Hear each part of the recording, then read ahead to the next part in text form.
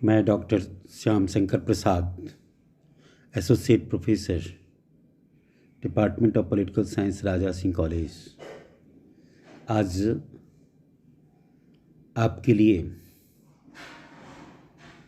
ये डॉक्टर अंबेडकर जी के जाति प्रथा उन्मूलन संबंधी विचारों पर एक व्याख्यान लेकर उपस्थित हुआ।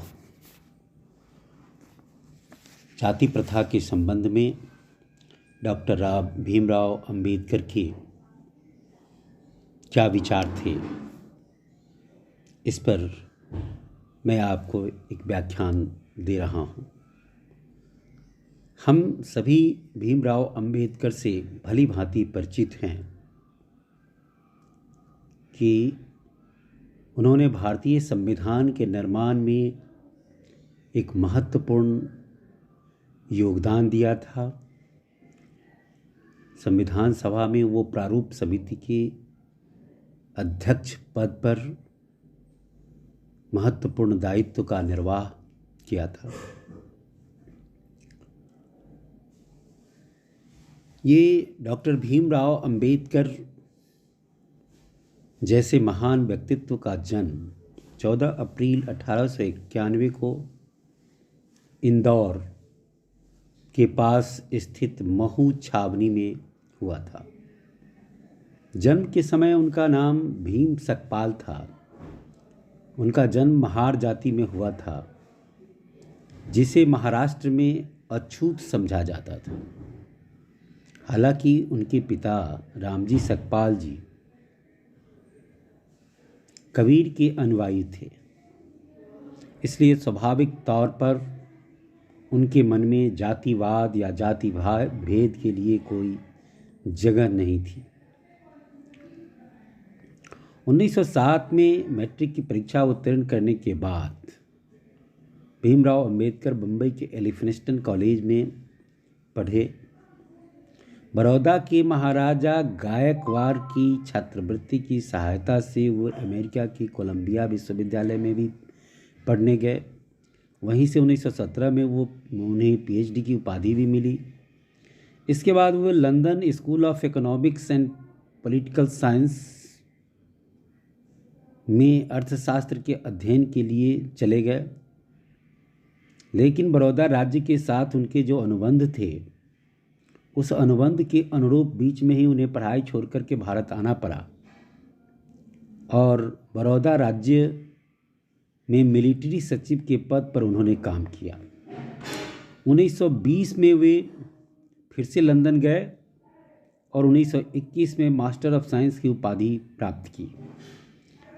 अपने शोध प्रबंध the problem of the rupee पर उन्होंने पीएचडी की उपाधि प्राप्त की।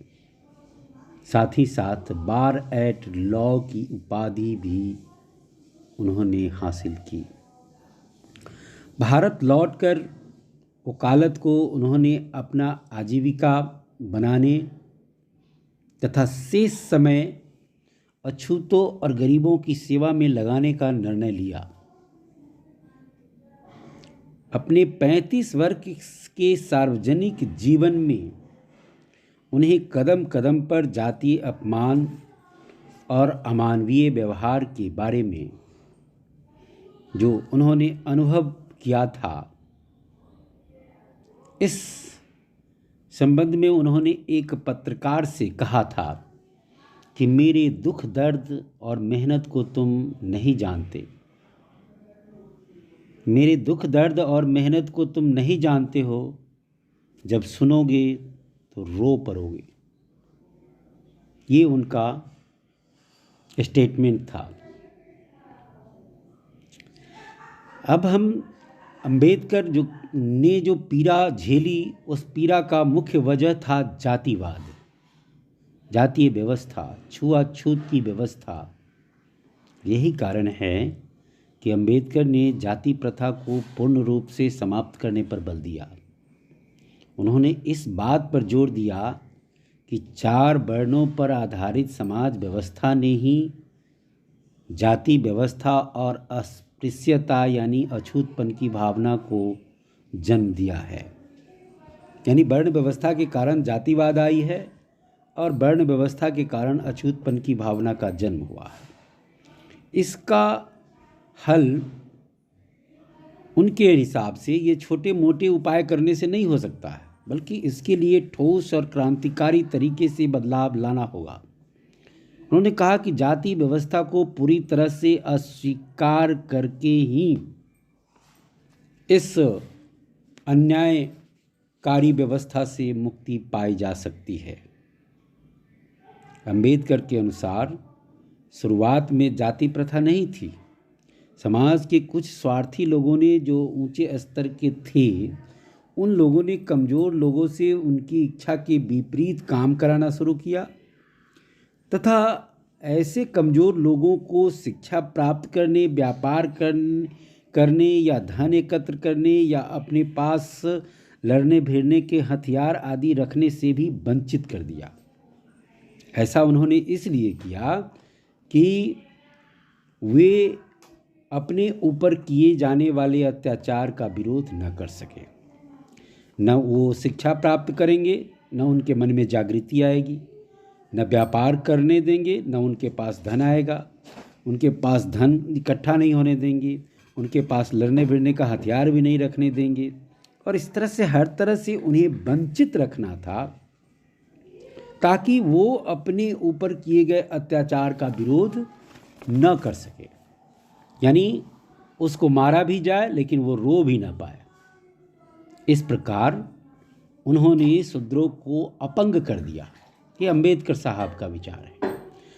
अंबेडकर साहब ने कहा कि जाति प्रथा से जो व्यक्ति की कार्य क्षमता है उसका विकास नहीं होता है, क्योंकि मनुष्य को इच्छानुसार काम नहीं मिलता है। वो करना चाहता है कुछ, लेकिन वर्ण व्यवस्था के अनुरूप उसे कोई और काम करना होता है जो उसकी इच्छा के विपरीत होता है, और ऐसी स्थिति में उसमें कार्य क्षमता का विकास नहीं होता। ये कार्य क्षमता के लिए ठीक नहीं है। इसलिए उन्होंने कहा कि जाति प्रथा को नष्ट करना ही एकमात्र उपाय है। एकमात्र विकल्प उन्होंने बताया कि इस जाति प्रथा को नष्ट कर दिया जाना चाहिए। जाति प्रथा के उन्मूलन के लिए उन्होंने कई रास्ते सुझाए, जैसे अंतर्जातीय विवाह पर उन्होंने ज़्यादा जोर दिया। हालांकि राम मनोहर लोहिया ने सहभोज और अंतर्जातीय विवाह दोनों को जाति प्रथा के मिटाने के लिए ज़रूरी बताया था, लेकिन अंबेडकर यहाँ कहते हैं कि सहभोज से बहुत कुछ नहीं हो सकता है, बल्कि अंतर्जातीय विवाह जाति प्रथा के उन्मूलन के लिए बहुत ही ज़रूरी है। उनका कहना था कि खून का मिलना ही अपनेपन की भावना को ला सकता है। यानी ये अंतर्जातीय विवाह होता है तो उसमें एक दूसरे का खून मिलेगा, तभी उससे अपनेपन की भावना आ सकती है, उसमें अपनेपन की भावना आएगी और इस तरह से जाति प्रथा का नाश होगा। इस तरह से हम देखते हैं कि अंबेडकर जाति प्रथा के घोर विरोधी थे और इसीलिए उन्होंने एक जाति व्यवस्था से मुक्त जो सिख धर्म था, सिख समाज था, तो वो उन्हें बहुत ज़्यादा आकर्षित किया और वो सिख बनने के लिए अग्रसर हो गए, पहुंच भी गए। लेकिन मास्टर तारा सिंह से उनका कुछ विरोध हुआ और कुछ बातों पर, और वो सिख धर्म की ओर सिख धर्म स्वीकार नहीं किए और फिर लौट आए। बाद में फिर उन्होंने ये बौद्ध धर्म ग्रहण किया। मतलब वो जाति प्रथा को, वर्ण व्यवस्था को किसी भी रूप में कायम रखने के पक्षपाती नहीं थे। हर हाल में चाहते थे कि ये जाति प्रथा नष्ट हो जाए। ये जाति प्रथा उनके हिसाब से देश के लिए, राष्ट्र के लिए, समाज के लिए उचित नहीं था और यही उनका प्रमुख विचार था। आज की कक्षा में इतना ही। धन्यवाद।